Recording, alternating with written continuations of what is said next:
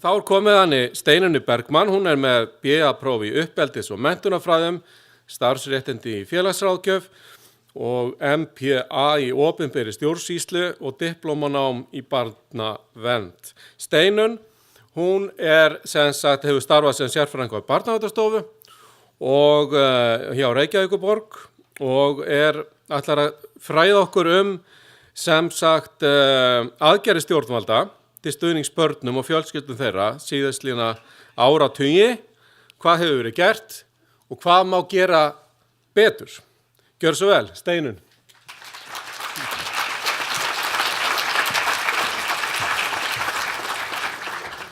Já, komið sæl. Já, þetta var hvetjandi að hlusta á hana Karin áðan. En Barnasáttmála Sameinuðu þjóðanna hefur mikla þýðingu fyrir löggjöf málefni barna á Íslandi og byggt á því viðhorfi að börn hafi þörf fyrir og eigi rétt á umsjá foreldra eða annarra forsjármanna til þess að ná fullum þroska og til að andlegri og líkamlegri velferð þeirra verði borgið. Við erum komin aðeins frá Bjarti í sumarhúsum að þessu leyti. Ákvæði laga sem leggja áherslu á rétt barnsins til dæmis til forsjár foreldra umgengni við þau eru byggð á almennum félagslegum og sálfræðilegum viðhorfum sem gera ráð fyrir að börn hafi ríka þörf fyrir umhyggju og náin persónuleg tengsl við foreldra eða forsjáraðila til að þau geti náð að þroskast eðlilega og orðið sjálfstæðir og nýtir einstaklingar.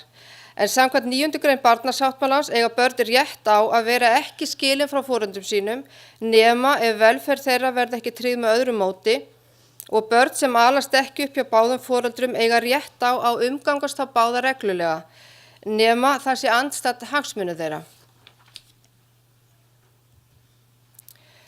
Það viðurkennt að fjölskyldan grundvallarstofnun samfélagsins og hafa ýmsar aðgerðir sem ætlað að styrkja stöðu hennar litið dagsins ljós hér á landi. Vert að nefna landsnefnd ár fjölskyldunar 1994 sem tók til starfa í september 1991, en markmið hennar var að beina athygli samfélagsins að fjölskyldunni. Var ætlun nefndarinnar að beita sér fyrir aðgerðum til þess að breyta viðhorfum almennings og ráðamanna til fjölskyldunar og afla þekkingar sem gæti legið til grundvallar tillögum úrbætur. Nefndin lét gera víðtæka rannsókn á högum barnafjölskylda á Íslandi, einkum með tilliti til aðstæðna barna einstæðra foreldra. Og ritið Barnafjölskyldur, samfélag, lífsgildi, mótun vitnisburður stöðu fjölskyldunar á þeim tíma, þar sem bent var á laka stöðu einstæðra foreldra og erfiðleika fráskildra foreldra, auk almenna þörf fyrir fræðslu og stuðning. Ýmis verkefni fóru af stað en það skorti heildstæðar aðgerðir og kerfisbundið samstarf þeirra stofnana sem ætlað að styðja börn og fjölskyldur. Við vissum semsagt ýmislegt þarna 1994. Aðgerðaáætlun til að styrkja stöðu barna og ungmenna leit dagsins ljós árið 2007. Þegar þingsályktun aðgerðaáætlun til að styrkja stöðu barna og ungmenna fyrir árin 2007 til 2011 var samþykkt á Alþingi. Meginatriði aðgerðaáætlunarinnar voru að bæta afkomu barnafjölskylda, meðal annars með hækkun barnabóta, tekjulágra fjölskyldna, lengingu fæðingarorlofs, stuðningi við foreldra í uppeldisstarfi, eflingu forvarna og aðgerðum gegn vímuefnaneyslu. Einnig átti að framfylgja aðgerðum í þágu barna og ungmenna af þroskafrávik, hegðunarerfiðleika og geðraskanir. Átti að sinna langveikum börnum og barna sem eiga við vímuefnavanda ETJA. Sömuleiðis átti að ráðast í aðgerðir til að vernda börn og ungmenni gegn kynferðisbrotum og til að styrkja stöðu barna innflytjenda. Samráðshópi fulltrúa ráðherra félagsmála, heilbrigðis, dóms, fjármála og menntamála var ætlað að stuðla samræmingu og eftirfylgni aðgerðaáætlunarinnar undir forystu félagsmálaráðuneytisins. Þetta voru fínar aðgerðir og það var haldin ráðstefna til að kynna ólíkar aðferðir til að eflingar foreldrafærni í mars 2008, þar sem kynnt var Triple-P aðferð til eflingar foreldrafærni. Einnig var fjallað reynslu Normann á Webster Stratton uppeldisaðferðinni The Incredible Years ásamt MST og PMT. Jafnframt var á þeim tíma fjallað innleiðingu MST á Íslandi, PMT í Hafnarfirði og SOS uppeldisfræðslunni í Reykjanesbæ ásamt öðrum aðferðum til eflingar foreldrahæfni á vegum miðstöðvar heilsuverndar barna og óbíráðgjafar. Áður en þessar aðgerðir náðu fram að ganga varð, eins og kannski ykkur rekur minni til, efnahagshrun sem fylgdi ítrekuð stjórnarkreppa, skert fjármagn til stofnana, atvinnuleysi, upplausn í samfélaginu, sveitarfélög fjárhagslegum erfiðleikum sem og heimilin. Stofnanir sem veita þjónustu fyrir börn og fjölskyldur hafa átt fullt í fangi við að halda í horfinu og hefur starf þeirra einkennst af varnarbaráttu í stað þeirra sókna sem aðgerðaáætlunir boðaði. Þrátt fyrir vaxandi velmegun undanfarin ár hefur litlu verið áorkað í þágu barna og fjölskyldna og þær stofnanir sem ætlað að veita stuðning búa enn við skertan fjárhagsramma og sóknarfæri hafa því verið takmörkuð. Það er þó vert að nefna að það var sett fjármagn af hálfu ríkisins til að stytta biðlista á BUGL og ráðgjafar- og greiningarstöð ríkisins, en það var til þess að sveitarfélögin höfðu vart úrræði til að bregðast við þeirri aukinni þjónustu þar sem birtist í kjölfar þeirra greininga. Það var einnig sett fjármagn í vitundarvakningu gegn kynferðislegu ofbeldi gagnvart börnum tímabilið 2012-14 sem var samstarf þriggja ráðuneyta og ýmsum forvarnarverkefnum var hrundið í framkvæmd á þeim tíma. Heilbrigðisráðherra nefndi þingsályktun stefnu og aðgerðaáætlun í geðheilbrigðismálum og þar eru þættir sem ættu að koma börnum og fjölskyldum til góða eins og sálfræðiþjónusta innan heilsugæslustöðva og innleiðing verkefnisins tölum börnin eða fjölskyldubrúin sem er oft kallað innan velferðarþjónustu. Auk þess sem að gert er ráð fyrir að efla göngudeild BUGL með það að markmið að stytta biðlista. Einnig er kveðið geðrækt og forvarnir þar sem að setja á fót þverfagleg teymi í nærumhverfi til að sinna fræðslu, þjálfun, ráðgjöf og stuðningi við foreldra og fjölskyldur. Auk starfshóp til að gera tillögur geðræktarstarf í skólum og þetta auðvitað gefur manni vonur að það komi fylgi því fjármagn og við sjáum einhverjar úrbætur. En á árinu 2016 var einnig lögð fram í Alþingi þingsályktun fjölskyldustefnu til 5 ára en hún hlaut ekki afgreiðslu sökum tímaskorts á þinginu. Áform voru að leggja tillöguna fram á haustþingi 2017 en við þekkjum það hvernig það fór. Þarna var verkefnastjórn mótun fjölskyldustefnu falið að móta stefnuna með það að markmið að tryggja félagslegan jöfnuð með áherslu á að allar fjölskyldur njóti sama réttar og komi í veg fyrir mismunun. Þarna er grunngildi barnasáttmála Sameinuðu þjóðanna sem endurspeglast í stefnunni og með aðgerðum á að leitast við að uppfylla alþjóðlegar skuldbindingar á sviði fjölskyldu og mannréttinda. Lögð er áhersla á forvarnir ásamt tillögum aðgerðir sem ætlað er að tryggja efnahagslegt öryggi og auka stuðning við umönnun og samþættingu fjölskyldu og atvinnulífs og við bara vonum að þetta verði tekið upp á næsta þingi. Það eru ýmsar skýrslur eins og samtaka til dæmis UNICEF og Barnaheilla sem að sýna niðurstöður sem eru margt svipaðar þeim sem komu fram á ári fjölskyldunar 1994. Og þá sjáum við einnig niðurstöður rannsókna og greiningar þar sem kemur fram vaxandi kvíði meðal unglinga. Það hefur verið unnið að innleiðingu barnasáttmálans af hálfu hins opinbera en ekki hvað síður fyrrnefndra samtaka.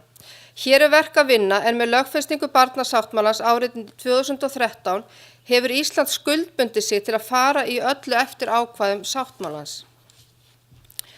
En þrátt fyrir þekkingu á verndandi og áhættu þáttum hjá börnum og fjölskyldum hefur ekki gengið nægjanlega vel að skipuleggja forvarnastarf á vegum ríkis og sveitarfélaga með þeim hætti að komið sér til móts við þarfir barna og fjölskyldna með viðunandi hætti. Ríki og sveitarfélög hafa skyldum að gegna gagnvart börnum og fjölskyldum, bæði hvað var að fyrsta, annars og þriðja stigs forvarnir. Það má auðvitað alltaf deila hvernig maður setur þetta upp en ég leik mig með að reyna að skipta þessum upp í þessa 3 þætti. En þar eru við með heilsugæsluna sem sinnir mæðravernd, síðan tekum við ungbarnavernd og skólaheilsugæslan. Ef þörf er á frekari þjónustu er komið að þroska hegðunarstöð, greiningar og ráðgjafarstöð ríkisins og eða barna- og unglingageðdeild. Ég tók ekki þarna inn með barnaspítala Hringsins eða slíka þjónustu vegna þess að við fókusum hér á geðheilbrigðið. Sveitarfélögin reka síðan leik- og grunnskóla, frístundaheimili og tómstundastarf sem er ætlað öllum börnum. Þau eru jafnframt með sálfræðiþjónustu skóla og félagsþjónustu en innan félagsþjónustu er þjónusta við fötluð börn og barnaverndarstarf til verndar börnum sem búa við vanrækslu og eða ofbeldi en einnig til stuðnings börnum sem eru í áhættu vegna eigin hegðunar. Heilsugæsla og félagsþjónusta hafa jafnframt skyldum að gegna gagnvart fullorðnu fólki, þar með talið foreldrum og það hefur einnig áhrif á aðstæður barna. Vert að nefna, auðvitað eru fleiri aðrar sem að koma að málum foreldra sem hefur óneitanlega áhrif á aðstæður barna eins og ýmsa endurhæfingarverkefni, áfengismeðferð og fleira sem að þarf foreldrar getur þurft á að halda. En barnaverndarstarf, það skiptist á milli ríkis og sveitarfélaga og hefur verkaskipting haldist nær óbreytt frá fyrstu barnaverndarlögum sem tóku gildi árið 1932. Þetta mynd af barnaverndarkerfinu eins og það lítur út. Þetta flókin mynd og sýnir hvernig þetta skiptist á milli ríkis og sveitarfélaga. Svarta línan sker þarna á milli. Og ef við horfum á úrræði sem að Barnaverndarstofa er með eins og stuðlar, MST og PMTO, meðferðarheimili og barnahús, að þá einungis 2 af þessum kössum sem teljast til lögbundinnar þjónustu á hálfu ríkisins sem eru stuðlar og meðferðarheimilin. En bæði MST og barnahúsið, þetta þjónusta sem ekki föst í lög og eitthvað sem að Barnaverndarstofa heimilt að bjóða upp á en ekki skylt. Og það ágætt að hafa það í huga. En helstu breytingar á barnaverndarkerfinu má rekja til stofnunar Barnaverndarstofu árið 1995, tilkomi barnahús árið 1998 og innleiðingu MST árið 2008. Á starfstíma Barnaverndarstofu hefur verið stöðug aukning í tilkynningum til barnaverndarnefnda sveitarfélaga. Á árinu 2016 var tilkynnt 6% barna á Íslandi. 6% barna á Íslandi. En vert að hafa í huga að málefnis 30–40% barna sem tilkynntur koma ekki til frekari skoðunar af hálfu nefndana. Áhersla á að veita stuðning í nærumhverfi barna og fjölskyldna sem miðar meðal annars að því að koma í veg fyrir vistun utan heimilis. Meðferðarheimilum á vegum Barnaverndarstofu hefur fækkað síðastliðinn áratug, voru því að mest var 12 en eru í dag 2 fyrir utan stuðla. En þetta í samræmi við minnkandi eftirspurn á sama tíma. En á þessum tíma þá hefur fósturráðstöfun fjölgað en árið 2016 þá voru 390 börn í fóstri á Íslandi. En það eru barnaverndarnefndir á vegum sveitarfélaga sem bera hitann og þungan á barnaverndarstarfi hér á landi og lengi vel voru það nefndarmenn sjálfir sem sinntu starfinu. Þegar fyrstu félagsráðgjafarnir komu til starfa hjá Barnaverndarnefnd Reykjavíkur árið 1970 jóks fagmennska innan Reykjavíkurborgar og í dag eru allar barnaverndarnefndir með fagfólk sem sinnir barnaverndarstarfinu. Í öllum sveitarfélögum fyrir utan Reykjavík barnavernd hluti af félagsþjónustu og í sumum sveitarfélögum félags- og skólaþjónusta samþætt. Stofnun Barnaverndar Reykjavíkur síðustu aldamót var tilraun til eflingar félagsþjónustu við börn og fjölskyldur í Reykjavík, jafnframt því að samræma barnaverndarstarf innan borgarinnar. Með stofnun þjónustumiðstöðva í Reykjavík árið 2005 var leitast við að samþætta félags- og skólaþjónustu, auk tómstundastarfs í nærumhverfi í þágu barna og fjölskyldna. Þjónustumiðstöðvar Reykjavíkurborgar bjóða upp á fjölbreytt úrræði til stuðning börnum og fjölskyldur og lögð áhersla á gagnrýnd úrræði. Og síðan á velferðarsviði Reykjavíkur miðla úrræði eins og skammtímavistanir fyrir fötluð börn, stuðningsheimili, fjölskylduheimili og vistheimili fyrir börn. Þá eru ýmis samstarfsverkefni á vegum þjónustumiðstöðvanna í samstarfi við skóla og heilsugæslu, auk þess sem skimaður fyrir þunglyndis- og kvíðaeinkennum hjá börnum í 9. bekk grunnskóla og veittur stuðningur í kjölfarið. Þetta algjörlega til fyrirmyndar en sveitarfélög ættu að hugleiða hvort þörf sé á því að skima mun fyrr til að koma auga á börn í áhættu. Flest sveitarfélög bjóða metnaðarfulla þjónustu við börn og fjölskyldur, bæði hvað varðar skóla og félagsþjónustu, en mörg sveitarfélög hafa takmarkaða getu til að veita sérhæfðan stuðning við börn og fjölskyldur sökum smæðar sinnar. Eins og sjá að þá eru barnaverndarumdæmi 27 á Íslandi. Við erum í þessu litla landi okkar sem að búa það bil 8.000 börn. Víða samstarf milli sveitarfélaga þjónustu á grundvelli laga um málefni fatlaðra og barnaverndarlaga. En félagsþjónustulög eru rammalög og sveitarfélögum því sjálfsvald sett hvernig þjónustan skipulögð. Þannig getur þjónusta við börn og fjölskyldur verið mjög ólík milli sveitarfélaga. Einnig hefur skort gagnreyndar aðferðir við að meta verndandi og áhættuþætti hjá börnum og fjölskyldum til þess að tryggja viðeigandi úrræði. Því hætt við að ekki sé verið að beita réttum úrræðum að þeim sem að hafa mesta þörfina. Heldur tilhneiging til að beita tiltækum úrræðum til þeirra sem eru móttækilegir fyrir úrræði. Þannig að úrræðin ekki endilega skila sér til þeirra sem að helst þurfa. Barnaverndarstofa hefur undanfarin ár skoðað leiðir til að samræma mat á verndandi og áhættuþáttum hjá börnum og fjölskyldu þeirra og með tilkomi styrks frá Evrópu unga fólksins hefur Barnaverndarstofa unnið að innleiðingu Ester matstækisins í samstarfi við höfunda Ester. Og alls hafa 200 aðilar sem starfa í barnavernd- og félagsþjónustu sótt námskeið notkun matstækisins. Ester eru sænskir matslistar og skimunarlistar sem ætlaðir til að meta verndandi og áhættuþætti hjá börnum og fjölskyldu þeirra og þetta eru áhættu og verndandi þætti sem rannsóknir hafa sýnt fram á að hafa áhrif á þróun frávikshegðunar og þá er ég að tala um frávikshegðunar í víðum skilningi, ekki bara afbrotahegðun eða vímuefnaneyslu. Og þannig að Ester-tæki það gagnast ekki síður skólum, heilbrigðisstofnunum og öðrum sem koma að stuðningi við börn og fjölskyldur. Og með notkun Ester getum við stuðlað að samræmdu mati innan stofnana og millistofnana á áhættu og verndandi þáttum hjá börnum og fjölskyldum. Það eykur líkurnar á því að við komum auga á þá þætti sem skipta máli varðandi þróun frávikshegðunar og gerir okkur kleift að beita viðeigandi úrræðum.